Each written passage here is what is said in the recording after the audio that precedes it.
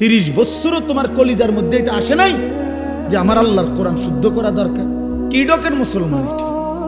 60 বছরের বুড়ো হয়ে গেছে, আজও কোনোদিন কলিজার ভিতরে আসে নাই আল্লাহর কোরআন শুদ্ধ করা উচিত। বইয়া বইয়া সাদওয়ানে শুধু গপ মারে আর হুজুরদের বদনাম করে। অমুক হুজুরের আকীদা ভালো না, অমুক হুজুরের আকীদারে কামড়াইছে। আপনার আকীদা একবারে সাদওয়ানে বাইয়া বাইয়া পড়তে আছে একদম। আপনার বইয়া বইয়া বিড়ি খায় আর এনে গপ মারে, আর বেডির নাচ দেখে, টেলিভিশন দেখে, আর হুজুর ঠিক করে অমুক হুজুরের আকীদা বালা না, তাইনের আকীদা বালা। বিড়ি খান না, এটা কোন আকীদা? এটা বিড়ি খানা, এটা কি আকীদা? সুন্নি আকীদা না ওয়াহাবি আকীদা? কিটা এটা? বিড়ি খানা এটা কোনটা করছে? কি সুন্নি জমাতে পড়ছে না ওয়াহাবি জমাতে পড়ছে? কোনটা? কথা বলেন না কেন? এটা কোনটা? হ্যাঁ, আপনি আকীদা টোয়াইতে নাইছেন, আপনি কি বোঝেন মিয়া? আকীদা মিয়া কি বোঝেন আপনি? আজ পর্যন্ত এই দুর্গন্ধযুক্ত বিড়ি এটাই ছাড়তে পারেন নাই। এবারটা শিখায় আকীদা, অমুকের আকীদা বলে বালান, আমার অমুকের আকীদা বালান। আপনি তো শরীরে গন্ধের কারণে কাছে যাওয়া যায় না, দুর্গন্ধ। ওরা আকীদা ঠিক করে। চা দোকানে টেলিভিশন চায়, আগ করলে গালি দেয়, কথা কইলে গালি ছাড়া কথা বলতে পারে না। কি আশ্চর্য মুসলমান, অবাক করা মুসলমান। বিড়ি সিগারেট একটি দুর্গন্ধ জাতীয় নিকৃষ্ট বস্তু।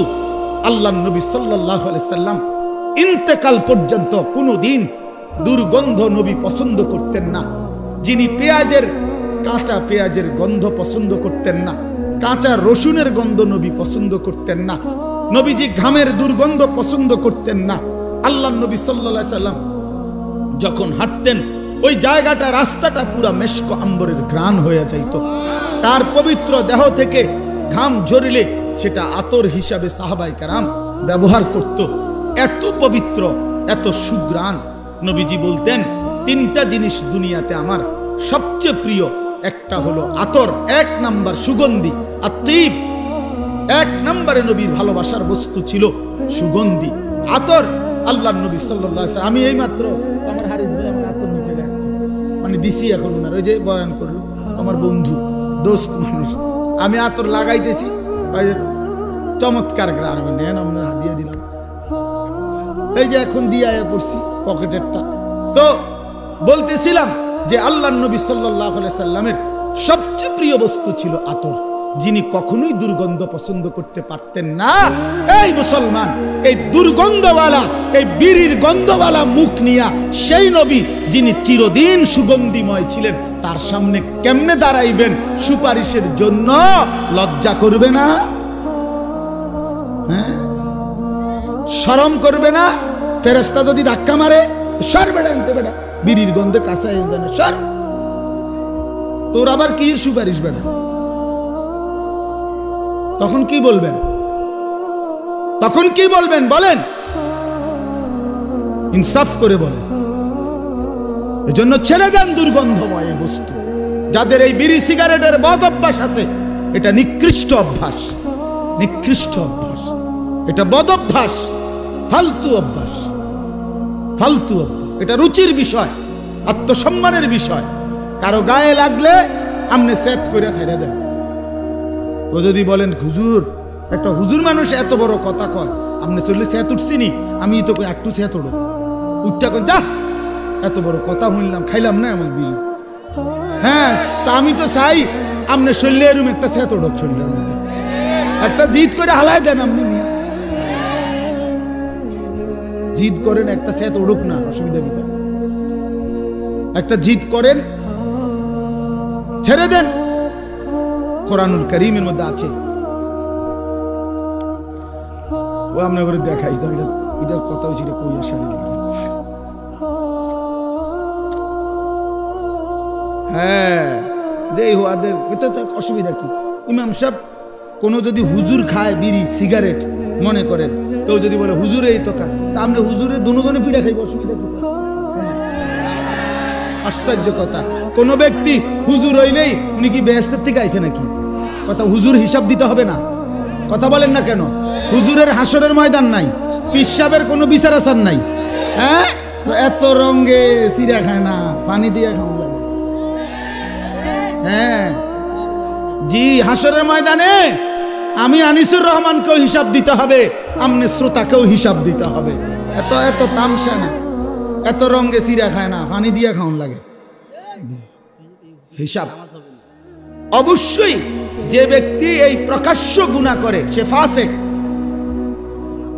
আপনি হিসাব নেন এটা, ফাসেকের পিছনে নামাজের হুকুম কি জিজ্ঞাসা করেন, যেই কোনারে জিজ্ঞাসা করেন। এই জন্য বলেন বাপ এ তো মাকরু, এ তাহরিমি।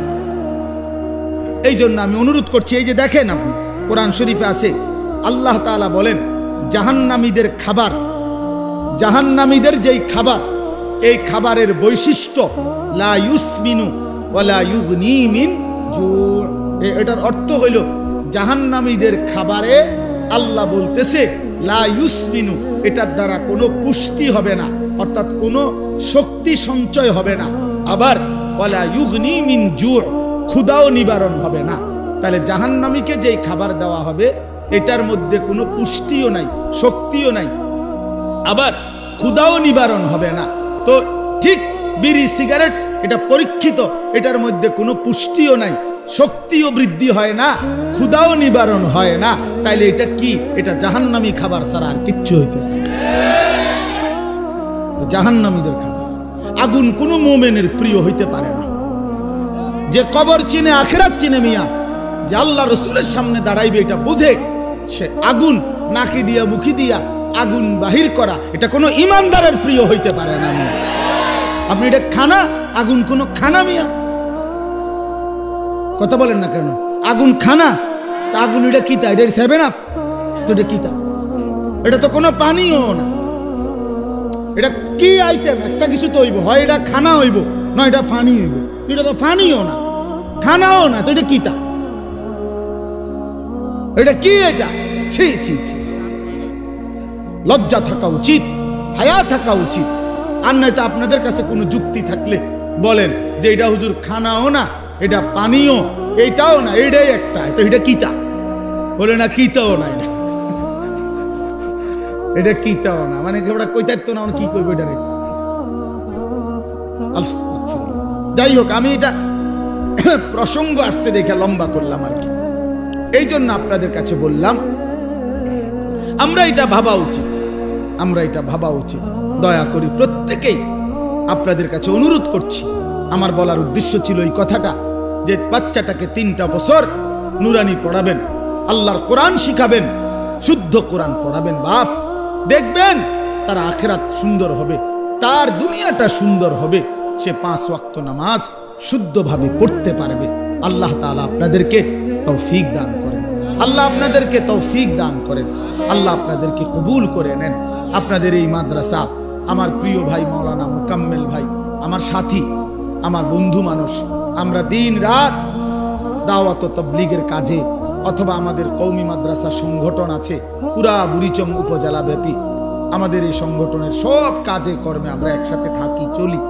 এই জন্য এই মাহফিল, আজকে আমার মাদ্রাসার মাহফিল ছিল, সারা দিন আমার মাদ্রাসায় আমার ব্যস্ততা ছিল। সকাল ফজরের পর থেকে নিয়ে এখানে আসা পর্যন্ত আমি টানা কাজ করছি মাদ্রাসায়। একবার মহিলাদের মজলিস হয়েছে সকাল 10টা থেকে আপনার 4:30 আসর পর্যন্ত। কিশোর যুবকদের জন্য ইসলাহি মজলিস হয়েছে, প্রায় 600-র মতো একদম এন্ট্রিভুক্ত, 600-র মতো 30 বছরের নিচে ছেলে আজকে আমাদের এই মজলিসে বয়ানে ছিল আমাদের মাদ্রাসায়। আসরের পর থেকে আবার বয়স্কদের মজলিস হয়েছে, ওইখানে আমি প্রায় 9টা পর্যন্ত বয়ান করে এরপরে এশার নামাজ পড়ে এখানে আসছি। তো উদ্দেশ্য হইল মূলত ভালোবাসার টানে আসা। মাঝখানে একবার আসতে পারি নাই, অনেক এটা নিয়ে মুকাম্মেল বাইরে জবাবদিহি করতে হয়েছে, বহুত কিছু আপনার। তো আপনাদের এখানে আমার আশা, আমি 2টা ছেলেদের এই বিষয়টা বললাম, এই বাচ্চাদের এই উপস্থাপনা। রাত না হইলে আমি আরো ধীরে সুস্থে দেখতাম, কিন্তু রাত হয়ে গেছে দেখে আমি তাড়াহুড়া করছি। কিন্তু চমৎকার উপস্থাপনা এটা। আপনারা চেষ্টা করবেন আপনাদের বাচ্চাদেরকে দিন শিখাইতে, বলেন ইনশাআল্লাহ। এবার আমার শেষ কথা হলো, আপনাদের কাছে আমি কোরআনুল কারীমের যে আয়াতটা পড়ছি, এই আয়াতের উপর আর শেষ 10টা মিনিট আর একটা কথা বললেই আমার কথা শেষ ইনশাআল্লাহ। সেটা হলো, আমরা এখানে যারা বসছি বা আমরা মুসলমান, বলেন আমরা মুসলমান কিনা? আমরা মুমিন। এই মুমিনের জীবনের, মুসলমানের জীবনের বাপ, জীবনের মূল টার্গেট, আমাদের জীবনের প্রথম টার্গেট আখিরাত। আখিরাত বলেন কি? এটা ইনসাফের কথা বাপ। আমাদের জীবনের প্রথম টার্গেট আখিরাত। আখিরাত আমাদেরকে আল্লাহ তাআলা বানাইছেন আখিরাতের জন্য, আমাদেরকে দুনিয়া দিবে না বাপ। ইমানদারের জন্য দুনিয়া না, ইমানদারের জন্য শুধুই আখিরাত। আল্লাহ তাআলা বলছে, বান্দা দুনিয়া আমি তোমাদেরকে যত সামান্য যাই দিচ্ছি চলনসই, তবে আমি না আখিরাতে অনন্তকালের জান্নাত পুরাটা তোমাদেরকে দিয়ে দেব। কোন কাফের বেঈমান, কোন মুশরিক, কোন নাস্তিক মুরতাদ, কোন বেঈমান, কোন হিন্দু, বৌদ্ধ, ইহুদি, খ্রিস্টান, কোন মুরতাদ নাস্তিক মৃত্যুর পরে আখিরাতের অনন্ত জীবনে এক ঢোক পানিও মিলবে না, এক লোকমা খাবারও মিলবে না। আখিরাত অনন্তকালের জান্নাত শুধুই তোমাদের জন্য। উইদ্দাত লিল মুত্তাকিন, আল্লাহ তাআলা বলছে জান্নাত বানানোই হয়েছে মুত্তাকিদের জন্য। আ'দাততু লিইবাদিয়াস সালিহিন, আল্লাহ বলেন আমার নেককার বান্দাদের জন্যই আমি আল্লাহ জান্নাত বানিয়েছি। ইন্নাল আবরারা লাফি নাঈম, আল্লাহ বলেন নিশ্চয়ই আমার নেককার বান্দাগণই থাকবে নিয়ামতে ভরা জান্নাতে। ইন্নাল মুত্তাকিনা ফি জান্নাতিন ওয়া উয়ুন, আল্লাহ বলে নিশ্চয়ই আমার মুত্তাকি বান্দারা তারা জান্নাতের মধ্যেই থাকবে, ঝর্ণা ধারা বেষ্টিত থাকবে, ঝর্ণা বেষ্টিত থাকবে। ইন্নাল মুত্তাকিনা ফি মাকামিন আমিনিন, এরকম বহু আয়াত আল্লাহ বলছে আমি নেককার তোমাদেরকে জান্নাত দেব, ইমানদার তোমাদেরকে জান্নাত দেব, মুমিন তোমাদেরকে জান্নাত দেব, মুত্তাকি হলে জান্নাত দেব। তার মানে আখিরাতের বিষয়টা আল্লাহ তাআলা আমাদের জন্যই নির্ধারণ করেছেন।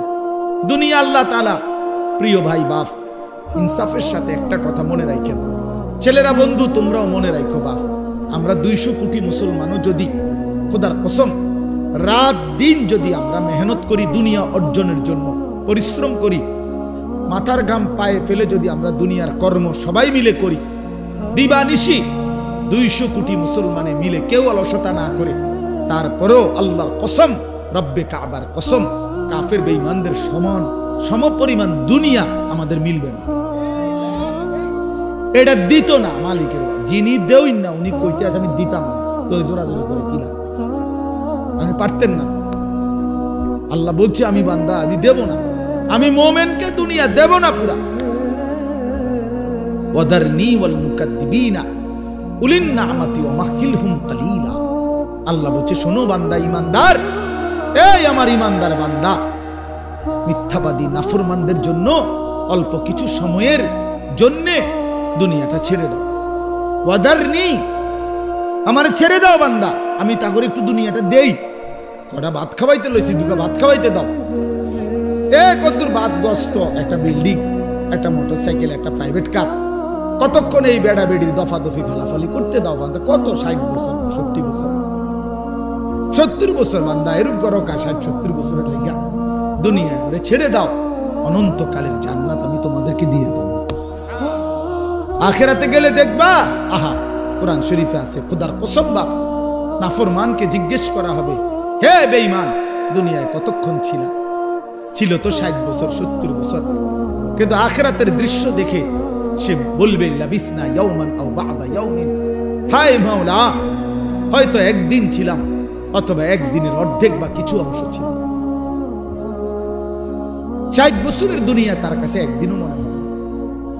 হাদিসের মধ্যে আছে, বিশ্বাস করেন বাপ, আমি নিজে পড়ছি, পড়াইছি, আল্লাহর নবী সাল্লাল্লাহু আলাইহি সাল্লাম বলছেন কোন নাফরমান যে মৃত্যু পর্যন্ত দুনিয়াতে কোনোদিন 1 মিনিটের জন্য দুঃখ দেখে নাই, সুখের সাগরে ছিল, কোনোদিন দুঃখ পায় নাই এমন, অথচ নাফরমান পাপী, আল্লাহ তাআলা ফেরেশতাকে বলবে আমার এই নাফরমান বান্দাকে জাহান্নামের বাহিরটা একটু হাঁটাইয়া আনো, আর জাহান্নামের একটা দরজার সামনে একটু দাঁড় করাইও, 1 মিনিট দূর খাড় করাইবা, ভিতরে না, দরজাটার সামনের থেকে নিয়ে আসবা। ওই ফেরেশতা তাকে জাহান্নামের বাহিরটা ঘুরাইয়া জাহান্নামের দরজার কাছে যখন এনে দাঁড় করাবে, জাহান্নামের একটা গরম বাতাস 1 মিনিটের জন্য, 10টা সেকেন্ডের জন্য জাহান্নামের একটা গরম বাতাস ছাপ করে তার বুকটার মধ্যে লাগবে। এরপরে ফেরেশতা তারে নিয়ে আসবে। আনার পরে হাসরের মাঠে প্রিয় বাপ, প্রিয় সন্তান, আমার ছেলেরা আমার, আল্লাহর কসম নবীজি বলছে, আল্লাহ পাক তখন ওই সুখে ভরা নাফরমান ব্যক্তিটাকে জিজ্ঞেস করবে, আমার বান্দা দুনিয়াটা তো বড় সুখে আরামে নিশ্চিন্তে কাটায় আসছো, ঠিক না? আল্লাহর কসম ওই বান্দা তখন বলবে, আয় মাওলা, আপনার জাতের কসম মাওলা, জীবনে দুনিয়ার হায়াতে সুখ কি জিনিস আমি জীবনে কোনোদিন দেখি। বিশ্বাস করুন, এটা হাদিসের আবার। আমি ব্যক্তিগতভাবে খামখেয়ালি কথা কম বলি, এটা হাদিস। অর্থাৎ জাহান্নামের 10 সেকেন্ডের ওই দরজার মুখের একটু গরম বাতাস তার 60 বছরের 70 বছরের সুখ 1 মিনিটে 1 সেকেন্ডে 10 সেকেন্ডে ভুলে গেছে, সব ভুলে গেছে। আল্লাহ তাআলা ফেরেশতাকে আবার বলবে, একজন ইমানদার বান্দাকে দিয়ে, যে বান্দা জীবনে কোনোদিন মৃত্যু পর্যন্ত সুখ পায় নাই, দুনিয়া কষ্টে কষ্টে জীবন কাটাইছে, আল্লাহকে ছাড়ে নাই, আল্লাহর বন্দিগি ছাড়ে নাই, অভাবের সংসারে, দুঃখ কষ্ট যন্ত্রণার সংসারে নামাজ ত্যাগ করে নাই, আল্লাহকে নারাজ করে নাই, আল্লাহ পাক বলবে, ফেরেশতা আমার এই ইমানদার বান্দাকে জান্নাতের চারদিকে একটু হাঁটাইয়া আনো, আর লাস্টে একটু দরজার মুখে দাঁড় করাইয়া আনবা। এই বান্দাকে সারা জান্নাতের চারদিকে ঘুরাইয়া দরজার সামনে যখন আনবে, তো 10 সেকেন্ডে জান্নাতের একটা আরামদায়ক বাতাস তার বুকে আইসা লাগবে। এরপরে তাকে আল্লাহর সামনে আনা হবে। মহান আল্লাহ পাক রব্বুল আলামিন সেই বান্দাকে বলবে, আমার বান্দা দুনিয়ার জীবনটা আমার মুমিন বান্দা বড় কষ্ট করে আসছো বান্দা, কত সুদের টাকা, ঘুষের টাকা, কত হারাম টাকার সুযোগ ছিল, কামাই করো নাই। চারপাশের ঘরে সব মানুষ টেলিভিশন দেখছে, নাচ গান দেখছে, এই চারদিকের টেলিভিশনে ভরা মহল্লার মাঝখানে তুমি একটা ছোট্ট ঘরে তোমার স্ত্রী সন্তান নিয়ে কষ্ট করেই পড়েছিলা। ছেলেটাকে টাইনা ধরছো, মেয়েটাকে ফিরাইছো, ছোট বাচ্চাটাকে কোনোদিন টেলিভিশন, নাচ গান, হারামের মধ্যে ঢুকতে দেই নাই। আমি একবার দাউদকান্দি এক মাহফিলে গেছিলাম, এক ইমাম সাহেব মসজিদের বয়স্ক মানুষ, উনি আমারে জড়ায় ধরে কাঁদছিল, আমার মনে আছে। উনি বলছিল, হুজুর, কানতে কানতে বলছিল, হুজুর আমি 28 বছরের জীবনে ইমামতি, আজ 28 বছর এই মসজিদে ইমামতি করি, আমার জীবনের কত স্বপ্ন, কত আশা, বাচ্চাদের কত আবদার, বউ বাচ্চার কত চাওয়া পাওয়া, কিছুই পূরণ করতে পারি নাই হুজুর। অল্প কয়টা টাকা বেতন পাই, টানা হেসরা করে জিন্দিগিটা কাটাইছি হুজুর। বাকি হুজুর আপনারে মহব্বত করি, আপনার কাছে আমি জানতে চাই আমার এই কষ্টের বিনিময়ে আমি আখিরাতে পাবো কিনা। আমি কি বলবো, আমিও কাঁদছি তখন। হায় হুজুর কি বললেন, চোখটা বন্ধ হলে দেখবেন আপনি আখিরাতে বাদশাহ। ইনশাআল্লাহ আমি বললাম, আপনি দেখবেন আপনি বাদশাহ, আপনি বাদশাহ। যারা আপনার এই দুনিয়াতে মূল্যায়ন করে নাই, সেদিন তারা আফসোস করবে, আফসোস করবে। তো এই জন্য বললাম, আল্লাহ তাআলা ওই ইমানদার বান্দাকে বলবে, আমার বান্দা দুঃখে ভরা জীবনটা কাটাই আসছো, ঠিক না? খুব কষ্ট পাইছো আমার বান্দা দুনিয়াটা, কিন্তু আল্লাহর কসম শুনেন, নবীজি বলছে ওই ইমানদার বান্দা সে তখন আল্লাহ পাককে বলবে, আয় মাওলা, আল্লাহর কসম মাওলা, জীবনে হায়াতে দুনিয়ার জীবনে দুঃখ কি জিনিস আমি কোনোদিন দেখি নাই। প্রিয় বন্ধু, 10 সেকেন্ডের জান্নাতের আরাম বাতাস তার 70 বছরের দুঃখ ভুলায় গেছে।